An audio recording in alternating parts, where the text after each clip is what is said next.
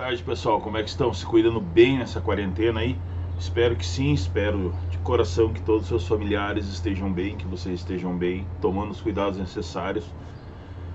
Estamos passando por essa pandemia aí e ela vai passar como tantas outras que aconteceu no planeta, tá? E colocando esse novo estilo de aula para vocês não perderem tempo, não ficarem sem o conteúdo, se aprofundarem nos conhecimentos, tá? Uma hora própria para isso. Você pode aproveitar o tempo de vocês e otimizar o tempo para colocar a cara nos livros e colocar tudo em ordem, tá? E se dedicar aos estudos. Não deixe a sua rotina de lado, mantenha a sua rotina normal, tá? O que você fazia antes, continue mantendo essa rotina que auxilia muito você nos estudos e se manter organizado no dia a dia, tá? Hoje a gente vai falar um pouquinho sobre os nematódios, né? Os nemateumintes, que são conhecidos como os vermes cilíndricos. É considerado o grupo de metazoário mais abundante da biosfera, tá? As verminoses em geral. As estimativas que se levantam deles, que eles aportam 80% de todos os metazoários, tá, da biosfera. Aproximadamente umas 20 mil espécies descritas, de um número estimado a mais de 1 milhão de espécies atuais, tá? E eles incluem formas parasitárias, desde plantas até os animais, o homem e afins, tá? Dentro dos artrópodas são os que apresentam a maior diversidade, tá? E o nome dele, nemateumintos, vem de nema, que significa fio, que são todos animais, são todas verminoses em forma de fio, tá? Os nematódios conquistaram sucesso nos habitats marinhos, água doce e terrestres. Embora a maioria deles tenha vida livre, né? Muitos representantes são parasitas de praticamente todos os tipos de plantas e animais existentes. O tamanho é muito variável também dessa classe, né? Desse filo. Ele vai de aproximadamente 1 milímetro até cerca de 8 metros de comprimento. São triblásticos, então eles já possuem 3 folhetos germinativos, tá? Diferente do restante. Possui ectoderme, mesoderme e endoderme bem diversificada. São pseudocelomados, tá? A cavidade do corpo é delimitada pelos tecidos da mesoderme, então já tem esse celoma que preenche as cavidades do corpo, e os tecidos da endoderme. São protostômios. Lembra que os protostômios são quando o blastóporo dá origem à boca primeiro do que ao ânus, e possui simetria bilateral, tá? Se você cortar ele é dividido em 2 pedaços iguais. O corpo deles é recoberto por um tegumento, uma cutícula protetora que é muito resistente, tá? Ela é produzida pela epiderme e a composição principal é o colágeno. E essa cutícula, ela tem essa função, eles se adaptaram evolutivamente a isso para proteger contra as enzimas digestivas dos hospedeiros, tá? A gente sabe que as enzimas digestivas possuem um pH ácido muito alto, então esses animais evolutivamente eles acabaram se adaptando a essa característica, né? Produzindo essa cutícula aí à base de colágeno para proteger ele dos ácidos estomacais, tá? Desse pH muito alto. A epiderme é composta por uma camada de células simples, tá? E com uma grande quantidade de colágeno.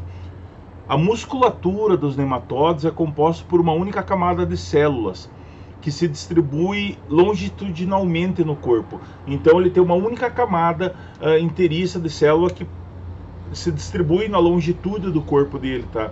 Que auxilia na movimentação. Como ele é músculo liso, ele é responsável pela movimentação por flexões dorso-ventrais.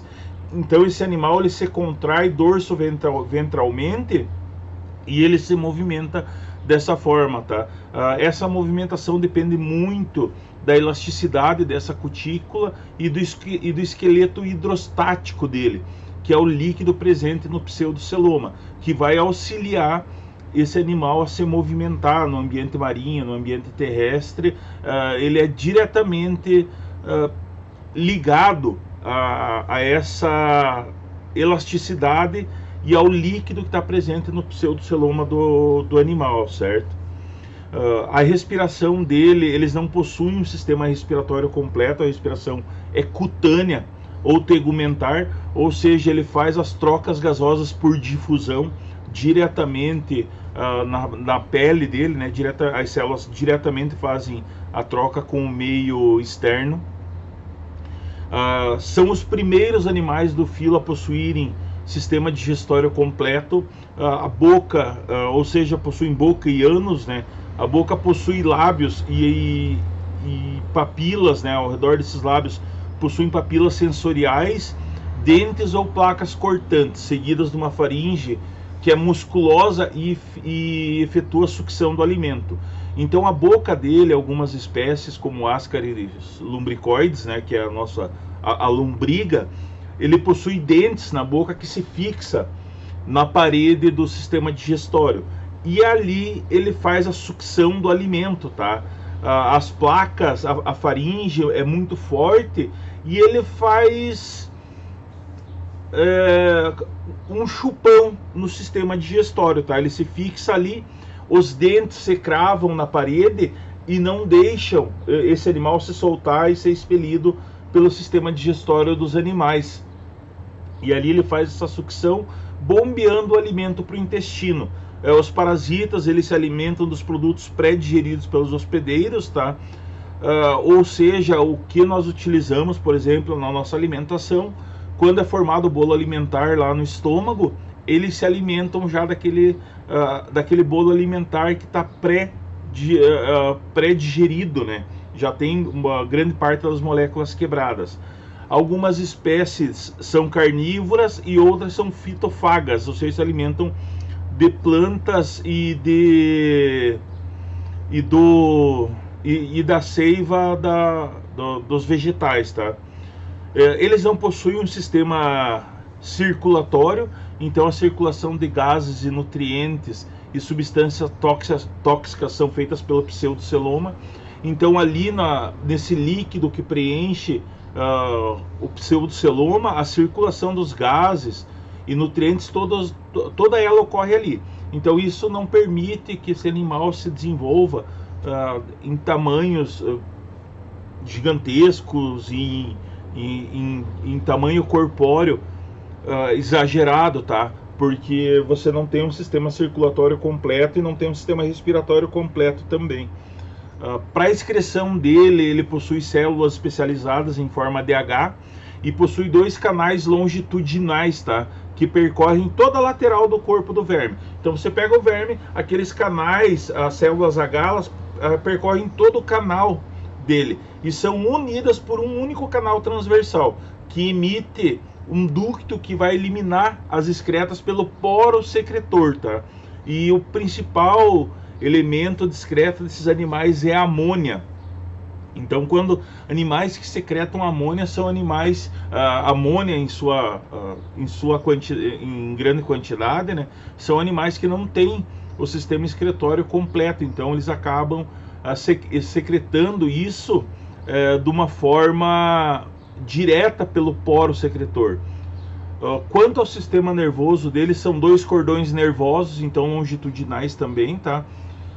Que percorrem todo o corpo. Ele não é um sistema nervoso completo como o sistema nervoso dos animais mais organizados. Pode ser ventral ou longitudinal. E ele percorre da faringe do animal que vai partir esses cordões nervosos. Ele é dorsal e responsável pela função motora. Enquanto o cordão ventral é sensorial e motor, tá? Então ele é considerado o mais importante, porque é ele que vai sentir aonde que esse animal tá e pelo caminho que ele está seguindo. O cordão ventral dele, tá? Ele é o cordão que tem mais importância no animal, é o ventral, devido a ele ser sensorial e motor. Ele que vai auxiliar as contrações dos músculos longitudinais dos animais para ele conseguir se locomover. São dioicos, né, em sua grande maioria, possuem sexos separados, então eles apresentam um dimorfismo sexual bem distinto. A fêmea é diferente do macho, na maioria das espécies a fêmea é menor e o macho é bem maior, tá? Desculpa, contrário. Na maioria das vezes os machos são menores e as fêmeas são maiores, tá? E o macho possui a porção final curvada, ele possui uma curvinha na porção final dele, que é mais fininha, o que facilita a cópula e a troca de material genético entre esses animais, tá? A fecundação deles é cruzada e o desenvolvimento é indireto. Então eles têm uma cópula, tá? Com fecundação, com troca gamética entre os dois e desenvolvimento indireto. A diferenciação dos ascaris, a fêmea tem a ponta reta e o macho tem a pontinha curvada. Dentro desses animais, assim, como a organização deles é básica, mas eles têm várias espécies causam doenças nos animais, tá? Incluindo o ser humano. As mais conhecidas, né, que nós temos são o amarelão, né, ou ancilomostose, o bicho geográfico, a ascaríade, a elefantíase, né, ou filariose, e a enterobiose ou oxirurgiase, que são vermes que parasitam obrigatoriamente os seres vivos, tá? No caso da lombriga, né, da ascaridíase, ele é um verme, um parasita que ele é produzido pelo Ascaris lumbricoides e é um verme intestinal. É uma das doenças mais disseminadas no mundo. A contaminação ocorre quando você tem ingestão direta dos ovos que estão infectados, tá? Desses parasitas, e eles podem ser encontrados no solo, na água, nos alimentos contaminados ou por fezes humanas. Mas você pensa assim, mas como que eu vou me contaminar por fezes humanas? Locais onde você tem um baixo controle sanitário, tá? Locais onde você tem uma perca de saúde muito grande, é muito comum pessoas entrarem em contato com fezes. Então, o único reservatório deles é o homem, tá? Eles são parasitas obrigatórios e é ali que eles vão eclodir, vão se desenvolver. Os ovos encontram um meio favorável e podem contaminar o local durante vários anos, tá?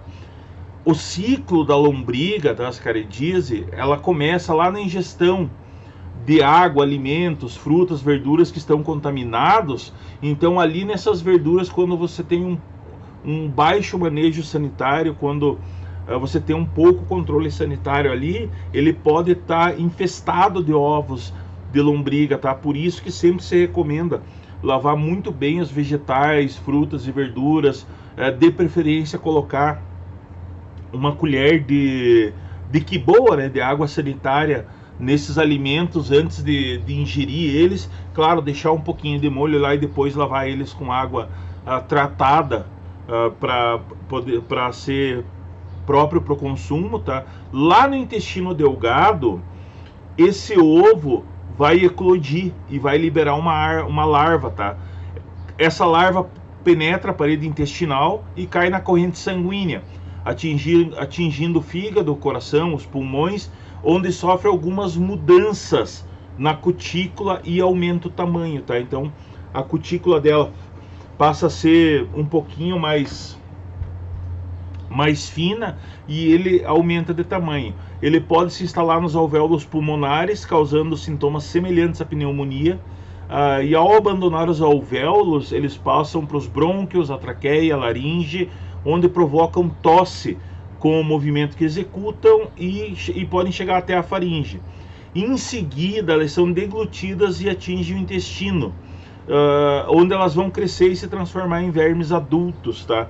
Então a ingestão deles, o caminho que eles percorrem no corpo humano é gigantesco, tá? Logo quando ela tá lá no intestino delgado, que ela passou pela circulação sanguínea, ela foi jogada para a faringe e caiu no estômago, ela vai crescer e a fêmea vai fazer o acasalamento. Se tiver um macho disponível, ela começa a liberar os ovos diretamente no intestino, tá? cerca de 15 mil ovos por dia.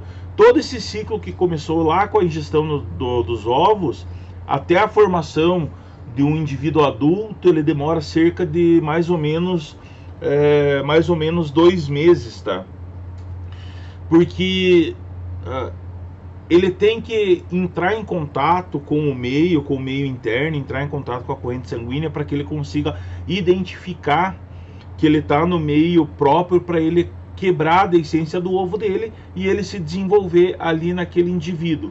Os ovos são eliminados pelas fezes, tá? Dentro de cada ovo tem uma casca protetora, onde ocorre o desenvolvimento do embrião e depois de algum tempo origina uma lava. Os ovos contidos nas fezes contaminam a água de consumo e alimentos utilizados pelo homem. Por isso que regiões onde você tem uma baixa qualidade sanitária, onde você tem um tratamento sanitário precário, você tem muitos casos de ascaris lumbricoides, tá? De lombrigas, porque você não tem o tratamento devido para o alimento, para os dejetos humanos. Então você tem uma grande infestação de verminoses. Os primeiros sintomas são assintomáticos, tá? A larva, quando ela libera o ovo no intestino delgado e penetra a mucosa, ela entra por via venosa, alcançando o fígado e o pulmão, e alcança uma árvore brônquica, né? Os brônquios. Quando você tosse, escarra, essas larvas são deglutidas, então chegando até o intestino, lá que elas vão crescer e chegar ao tamanho adulto. Várias situações assim podem surgir sintomas dependendo do órgão que vai atingir. Ela pode causar dor de barriga, diarreia, náuseas, falta de apetite ou nenhum sintoma. Ele depende muito de indivíduo para indivíduo, tá? Quando tem um número muito grande de vermes, pode haver quadro de obstrução intestinal. Até eu achei melhor não colocar algumas imagens que são bem impactantes para vocês, tá? Devido ao nível nojento delas mesmo, tá? Porque você tem casos de pessoas que expeliram lavas de ascaris lumbricoides pelo nariz, pela boca, ou saiu uma quantidade muito grande pelo ânus, tá? Ou quando ocorre obstrução intestinal, às vezes tem que fazer cirurgia para retirar essa grande quantidade de vermes de dentro do corpo. Quando se obstrói, né? Você tem que fazer uma cirurgia para retirar essas larvas de dentro do organismo, senão a pessoa pode morrer devido a esse caso. Mas são casos extremos, tá? Hoje você tem um tratamento muito eficaz que é por via oral, os desverminantes, né? Que o médico dá, você tem acesso em qualquer posto de saúde, em qualquer farmácia, e ele é muito eficaz em sua forma para eliminar esses vermes do organismo, tá? O diagnóstico é feito por exames de fezes, que daí vai calcular se tem a presença de ovos dos parasitas ou não. A prevenção é o saneamento básico, tá? Boas práticas de higiene. Claro que você tem que tratar todos os portadores da doença e ele se desenvolve em grande quantidade no nosso país devido a ele ser de clima tropical a subtropical, e a necessidade do saneamento é justamente para isso, para cuidar essas condições de higiene básica. É muito comum você ver aqui o pessoal utilizar as fezes, né, como adubo.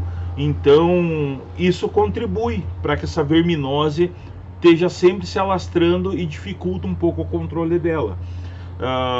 É muito comum você ver, por exemplo, assim, fazendas de porcos que se utilizam de lagos para liberar dejetos, né, os dejetos suínos.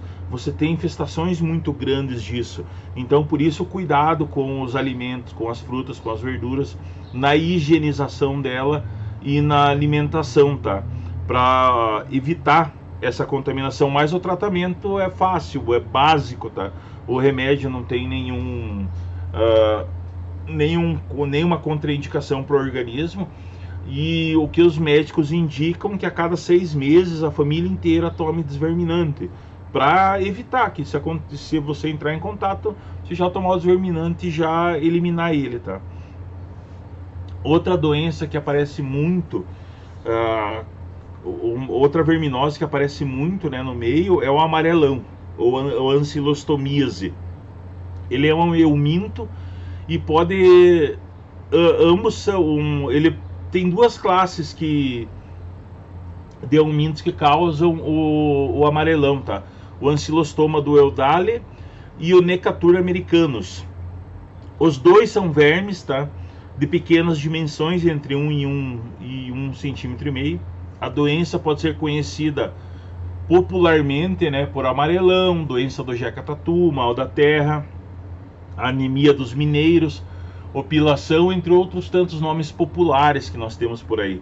As pessoas que são portadoras geralmente são pálidas, tá? E aparecem manchas amareladas na pele e a cor amarelada nos olhos, porque os vermes vivem no intestino delgado e as placas cortantes que eles utilizam para se fixar rasgam as paredes intestinais.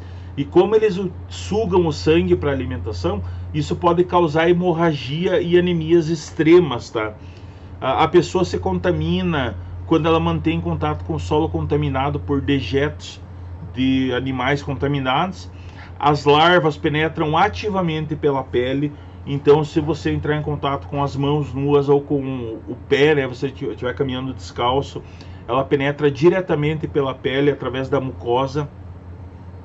A larva tem origem nos ovos que são eliminados pelos homens. Então, o ciclo completo ele se dá nos homens e a eliminação também se dá pelos homens, tá? E você tem o contágio direto pela pele, a entrada da larva diretamente pela pele. Os vermes adultos, eles vivem no intestino delgado. Depois do acasalamento, os ovos são expulsos pelas fêmeas, tá? Que podem colocar até 30 mil ovos por dia. Então é muito maior a quantidade do que o dos ascaris lumbricoides. Enquanto isso do ancilostoma do Eudale, tá?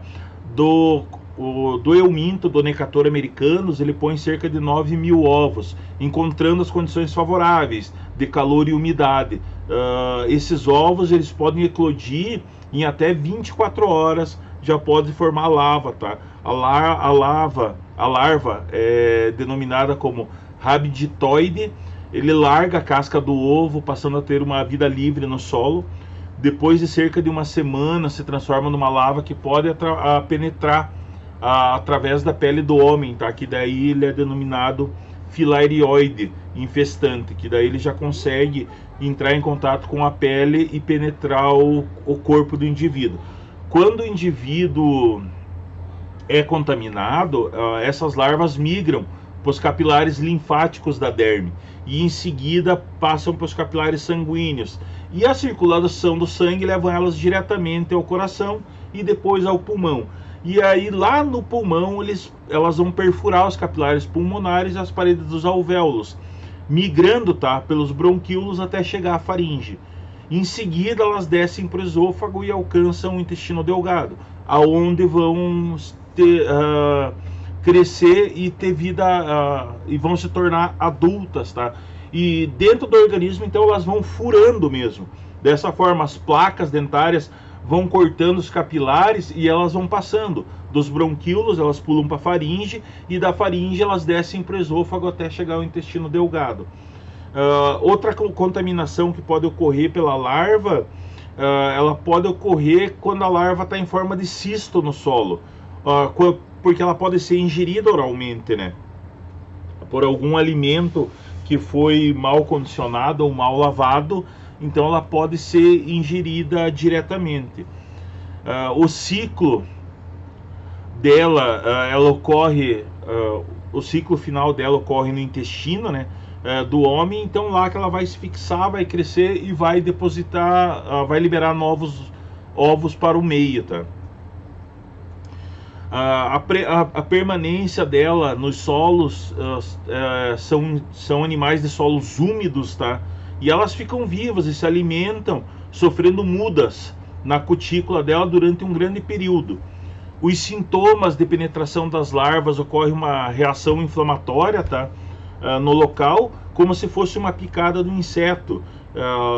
Logo depois você pode ter tosse ou uma pneumonia, quando essa larva está passando para os bronquíolos pulmonares, tá? Logo depois disso daí, em seguida, surgem as perturbações intestinais, que daí a pessoa pode ter cólicas, náuseas, hemorragias quando vai defecar, né, decorrentes da ação das placas dentárias. Como elas estão fixadas no intestino delgado e estão retirando sangue, parte desse sangue pode ser expelido pelas fezes da pessoa. Essas hemorragias podem durar muito tempo, tá? Levando o indivíduo a ter uma anemia intensa, agravando mais ainda o quadro. Pode ter complicações desses lumbricoides, tá? Desnutrição profunda, no caso das mulheres, a ausência da menstruação, porque você já tem uma hemorragia grande devido a esses animais se alimentarem do sangue, partos com feto morto, e crianças podem ter transtornos do crescimento devido à deficiência sanguínea, né? E daí a coloração, a pessoa adquirir a coloração amarelada é a própria falta do ferro, né? Como esses animais utilizam muito sangue na alimentação deles, e isso vai causar hemorragia nos indivíduos e causar deficiência de hemoglobina neles. A prevenção é a mesma coisa, são os processos sanitários adequados, tá? Construções sanitárias, evitar que esses ovos entrem em contato com o solo, utilizar calçados, principalmente quando vai fazer atividades ao ar livre. Isso impede, né, que as larvas entrem pela pele, pelo pé, pela sola do pé. E você ter assim a ampla campanha de educação sanitária, tá? Que a gente sabe que nós temos regiões no país onde a necessidade sanitária é muito grande. A gente não precisa ir longe, nós temos situações aqui na nossa cidade que você vê que a situação sanitária é muito precária. Então é um grande risco, tá? Você contrair essas verminoses num quadro geral. Os tratamentos, o tratamento é o mesmo da lombriga, tá?